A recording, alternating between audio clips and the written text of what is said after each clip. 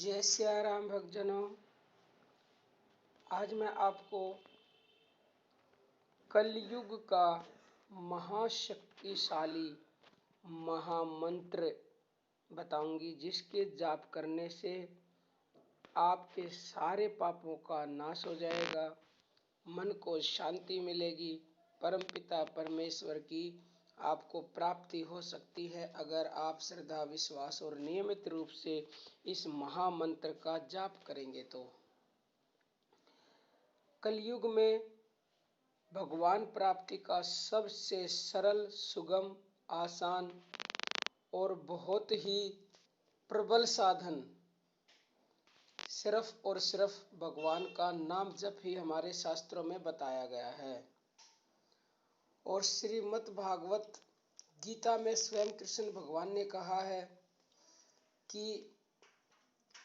कलयुग दोषों का भंडार तो है ही, ये महान दुष्ट कलयुग है, लेकिन फिर भी इस कलयुग में एक बहुत ही बड़ा सद्गुण भी है। अब वो सद्गुण क्या है? सद्गुण यही है कि कलयुग में भगवान ने कहा है सिर्फ और सिर्फ मेरे नाम के जप से ही लोगों को पापों से मुक्ति मिल सकती है और भगवान की प्राप्ति हो सकती है। क्योंकि शास्त्रों में वर्णित है कि जो फल सतयुग में भगवान के ध्यान से प्राप्त होता है, त्रेता में यज्ञ अनुष्ठान करने से प्राप्त होता है और द्वापर युग में भगवान की पूजा अर्चना से जो फल मिलता था, कलयुग में तो केवल और केवल वह पुण्य फल श्री हरि के नाम संकीर्तन यानी कि हरे राम राम राम हरे हरे महामंत्र से ही प्राप्त हो जाता है।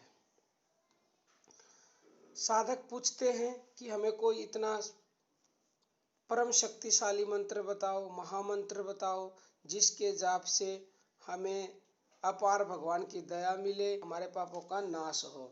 तो ये वही मंत्र है। इस मंत्र के ऊपर चैनल पे मेरी एक वीडियो और है, उसमें मैंने इस मंत्र का अच्छे से अर्थ समझाया है। आप पहले वो वीडियो देखें, उसके बाद ये वीडियो देखें, ठीक है। मैं डिस्क्रिप्शन में उसका लिंक आपको दे दूंगी, आप चेक कर लें और वीडियो को देखें अच्छे से। सबसे पहले मैं आपको ये बताऊं, जब मैंने वो वीडियो डाली थी तो काफ़ी कमेंट आए थे मेरे पास कि पहले हरे कृष्ण आता है, हरे कृष्ण कृष्ण कृष्ण हरे हरे, हरे राम राम राम हरे हरे। परंतु मैंने वीडियो में पहले लिखा हरे राम राम राम हरे हरे, हरे कृष्ण कृष्ण कृष्ण हरे हरे। देखो, आगे पीछे नाम करने से कोई फर्क नहीं पड़ेगा, जो आपको फल मिलेगा उतना ही मिलेगा। चाहे राम कहो चाहे श्याम कहो, बात तो एक ही है ना। पहले राम बोलो या कृष्ण बोलो, एक ही बात है। आप इस बात से बिल्कुल चिंता ना करें। और वैसे भी अगर आप थोड़ा सा ध्यान से सोचेंगे तो पहले त्रेता युग में श्री राम भगवान का अवतार हुआ है और उसके बाद द्वापर युग में श्री कृष्ण जी का अवतार हुआ है। तो इसलिए भी मैंने पहले राम इस मंत्र में लगाया है। आपकी मर्जी है, आप हरे कृष्ण बोलें पहले या हरे राम बोलें। आप कमेंट करेंगे, इसलिए मैंने आपके सवाल का जवाब पहले ही दे दिया है। अब ये मंत्र इतना शक्तिशाली है, कलि संतरोणी उपनिषद में लिखा है कि जब द्वापर युग के अंत में देव ऋषि नारद ने ब्रह्मा जी से कलयुग में कली के प्रभाव से मुक्त होने का उपाय पूछा, तब सृष्टिकर्ता ने कहा, आदि पुरुष भगवान नारायण के नामों उच्चारण से मनुष्य कलयुग के दोषों को नष्ट कर सकता है। नारद जी के द्वारा उस महामंत्र को पूछने पर हिरण्यगर्भ ब्रह्मा जी ने बताया, हरे राम राम राम हरे हरे, हरे कृष्ण कृष्ण कृष्ण हरे हरे। यह महामंत्र कली के पापों का नाश करने वाला है। इससे श्रेष्ठ अन्य कोई उपाय सारे वेदों में देखने को नहीं आता। क्यों?